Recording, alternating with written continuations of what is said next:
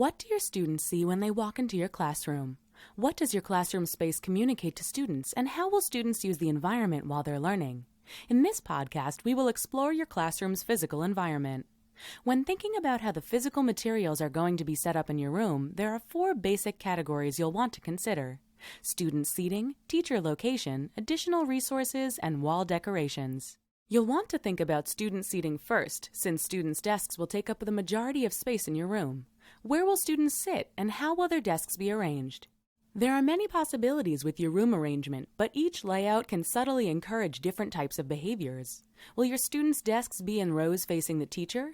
Will they be in a circle to encourage discussion? Or will they be fixed in pods or clustered onto separate sides of the room? Along with your students' seating, you'll need to consider your own location in relation to your students. Where do you see yourself occupying most of your time while interacting with students? Where is the best place for your own desk and supplies? Consider how often you want students looking at you, if you'll be walking around the room, if you need easy access to a variety of supplies, or if you see yourself more effective from the back of the room. Next, consider what additional resources your classroom might require and how often you'll need to access them. For example, will you want any storage cabinets, computer stations, tables, toys, bookshelves, or games?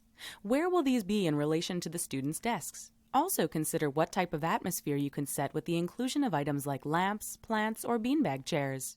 Much of what we've discussed so far has to do with the size of your classroom and the resources available to fill it with what you need. Our 4th category, wall decorations, are a crucial but often overlooked part of a classroom's physical space. Remember that when our students' eyes and minds wander around the room, they're going to absorb what they see displayed on your classroom's walls. Teachers should consider what decorations to include, if they'll hang student work, what inspirational posters or quotations they'd like, how they could reinforce learning by displaying important concepts, and other ways to maximize the visual impact of the learning environment. Not all classroom environments are created equally, and the way you utilize physical space communicates a lot to students about how they're expected to engage in the classroom. It's essential that teachers take time to make their classroom feel like the engaging, welcoming, productive place that will help students get the most out of each day. Finally, consider everything the word environment suggests. Beyond just the physical space, consider what environment you are establishing within your classroom. How do students feel when they walk in? What are the expectations for each student? How will students interact with you, with one another, and with the content they're learning? You can begin answering these questions by considering how you set up the physical layout of the room.